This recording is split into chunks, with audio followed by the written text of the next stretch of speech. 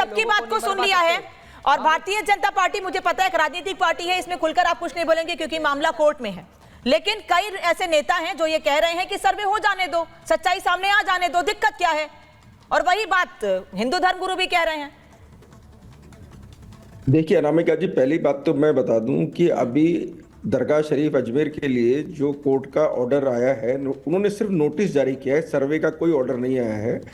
अभी जो उनमें याचिका वाद दायर हुआ था, उस वाद के लिए 3 लोगों को अपनी बात कहने के लिए नोटिस इशू किया गया है कि आइए आप भी अपना पक्ष रखिए। देखिए देश में 2 स्थितियां हैं। कोई भी व्यक्ति, मान लीजिए वो जो आप पक्षकार हैं विष्णु गुप्ता जी, उन्होंने 1910 के किताब के आधार पर अपना वाद दायर किया है। 1911 वहां जो स्थिति उनको नजर आती है उसके आधार पर उन्होंने अपना वाद दायर किया है। कोर्ट ने उसको स्वीकार किया है और संबंधित पक्षकारों को नोटिस जारी किया है। अभी ना तो वहां कोई सर्वे के आदेश हैं, न किसी तरह की और कोई बात है। मेरा सिर्फ इतना सा कहना है इस विषय में कि देखिए देश में कॉन्स्टिट्यूशन और संविधान, मतलब एक ही बात है, कानून सबसे ऊपर है। और जो लोग यहाँ बैठ के कानून की, संविधान की बात करते हैं, उनको ये समझना चाहिए कि अगर कोई व्यक्ति कोर्ट में गया है तो कोर्ट के पास 2 ही रास्ते हैं। या तो उसको मानेगा कि भाई ये ठीक है, या ये मानेगा ये ठीक नहीं है। अगर ये मानेगा कि भाई इसमें कुछ संभावना है, इसकी जांच होनी चाहिए, तो दूसरे पक्षकार को नोटिस देगा। अब दूसरे पक्षकार के पास में अपनी कानूनी शक्तियां हैं, वो उन कानूनी शक्तियों को लेके कोर्ट में जाएगा कि साहब या तो ये तो वर्षीप एक्ट में आता है कि नहीं आता, वो निर्णय कोर्ट करेगी। दूसरी बात, उस जो भी अगर वो पक्षकार बनना चाहे तो पक्षकार भी बन सकता है। तो सभी तरह की कानूनी संभावनाएं खुली हुई हैं। अभी इस तरह की राजनीति नहीं करनी चाहिए, पहली बात तो ये है। दूसरी बात मैं कहना चाहता हूँ, मेरे जो नहीं, वो ये कह रहे हैं, वो दावे पर ही सवाल खड़े कर रहे हैं अमित गोयल जी। वो तो दावे पर ही सवाल खड़े कर रहे हैं। वो कह रहे हैं कि दावे ही क्यों कीजिए, चोर कोतवाल को डांटे, दावे ही क्यों किए जा रहे हैं। मुमताज अनामिका जी, मैं अपनी उल्टा चोर कोतवाल को डांटे। मैं इतना सा कहना चाह रहा हूँ, यहाँ पर जो मुस्लिम पक्ष के हमारे मित्र बैठे हैं, मैं उनको एक्स हिंदू भी कह सकता हूँ, क्योंकि यहाँ पर तो जितने भी लोग हैं इस देश में सब पूर्वजों के, सबके पूर्वज हिंदू ही थे। लेकिन मैं कह रहा हूँ कि अगर अपने कॉन्स्टिट्यूशन ने अपने तो हमारा भी सीना फाड़ के देखो, आज हमारा पड़ोसी आओ सीना चीर के देखो, तो हम कोर्ट में जाएंगे, अब कोर्ट फैसला करेगा हम हिंदू हैं कि मुस्लिम है, कौन है, ये कौन गलत है। तो थोड़ा मेरा कहना है पेशेंस अपने को रखना चाहिए। अपने को कोई ऐसी स्थिति, अपने ऐसी स्थिति नहीं करनी चाहिए जिससे किसी तरह की, जिससे कि देश का माहौल खराब हो। मुमताज बताइए, वो ये कह रहे हैं, वो भी कह रहे हैं, विनोद बंसल भी कह रहे हैं, हरिशंकर जैन भी कह रहे हैं, संविधान के मुताबिक, कानून के मुताबिक हम कोर्ट गए हैं। आपको आपत्ति है, आप भी संविधान और कानून का हवाला देते हैं, तो कोर्ट जाइए, अपनी बात रखिए। क्यों माहौल खराब करने वाले बयान दे रहे हैं नेता? जैन हो चाहे उनके बेटे, उनके पास कोई काम, अमित जी आ रही हूं। 1-2 नहीं, हजारों मस्जिदों की लिस्ट तैयार करके बैठ गए हैं। और अब तो गांव-गांव हो जाएगा, गांव में जो मस्जिद है वहां भी आदमी 10 लोग इस सबको रोजगार पे लगाना चाहते हैं। लेकिन मैं आपको बता रहा हूं, senior advocate, 1 minute, senior advocate Rajiv Ramachandran ji ने कल प्रोग्राम किया था संविधान दिवस के मौके पर, और उन्होंने जो बात कही है, बड़ी इंपॉर्टेंट बात कही है। उन्होंने कहा है ये जो शरंगेज मुहिम चलाई जा रही पूरे देश में, इसके लिए सुप्रीम कोर्ट जिम्मेदार है। सुप्रीम कोर्ट को उन्होंने कटघरे में खड़ा कर दिया है, और वो इसलिए उन्होंने लिखा, ये आज अखबार में ये न्यूज़ छपी हुई है, और उसकी हेडिंग ये है कि तारीखी मसाजिद के खिलाफ शरंगेज मुहिम के लिए सुप्रीम कोर्ट जिम्मेदार, इन्वर्टेड कामा। और क्यों उन्होंने लिखा है कि सुप्रीम कोर्ट जिम्मेदार है, जिसने गुज़िश्ता साल यानी पिछले साल बनारस की तारीखी ज्ञानवापी मस्जिद में सर्वे की इजाजत देकर इस शरंगेज मुहिम का दरवाजा खोला है। चलिए, अब आपने जो दावा किया है, बात जो है, आप कोर्ट की बात कर रहे हैं, मैं कोर्ट पर कुछ नहीं बोलूंगी। सुनिए, सीनियर एडवोकेट मेरे साथ भी इस वक्त हरिशंकर जैन जी भी। हरिशंकर जी देखिए, जिसको जो कहना हो कहता रहे। ना तो टीवी चैनल पता होगा कि place of worship act applicable है या नहीं है। ये तो मामला कोर्ट का, कोर्ट में तय होगा।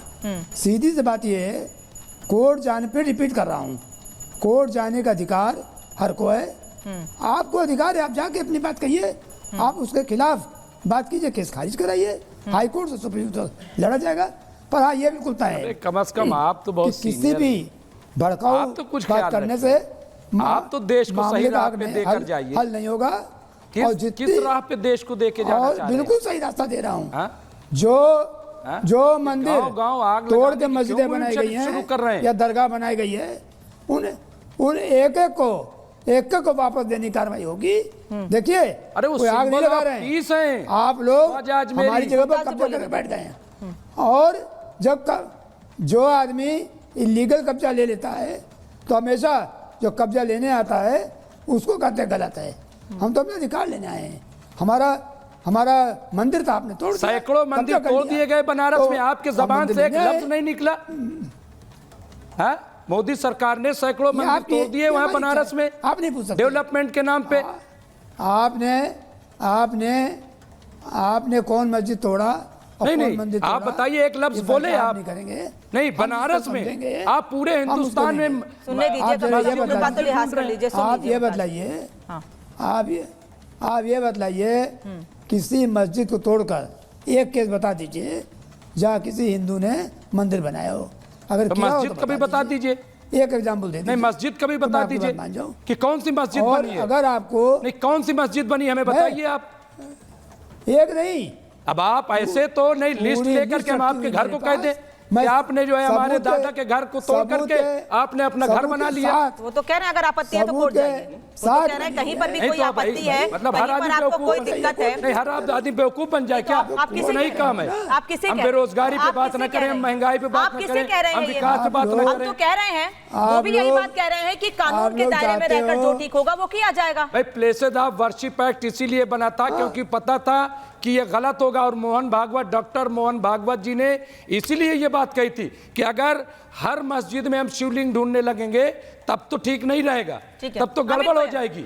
लेकिन ये बुजुर्ग हैं, बहुत हमारे सम्मानीय क्या हैं। अमित गोयल, ये अमित जी क्या कर रहे हैं देश चलिए, में? अमित जी, विनोद जी भी कुछ कहना चाह रहे हैं। अमित गोयल। मैं एक बात कहना चाहता हूं इसमें कि देखिए, हमारे मित्र ने अभी सुप्रीम कोर्ट का हवाला दिया कि सुप्रीम कोर्ट ने ये गलती की। मैं कहता हूं जब इनके अनुकूल कोई कानून पास हो जाता है, कोई सुप्रीम कोर्ट निर्णय, जैसे अभी मान लीजिए उत्तर प्रदेश में मद्रासा एक्ट के मामले में सुप्रीम कोर्ट ने मदरसों का फेवर किया, तब सुप्रीम कोर्ट सही है। लेकिन सुप्रीम कोर्ट अगर कोई निर्णय देता है दूसरा जो इनके अनुकूल नहीं होगा, सुप्रीम कोर्ट खराब है। फिर ये कह रहे हैं संविधान सबसे ऊपर है।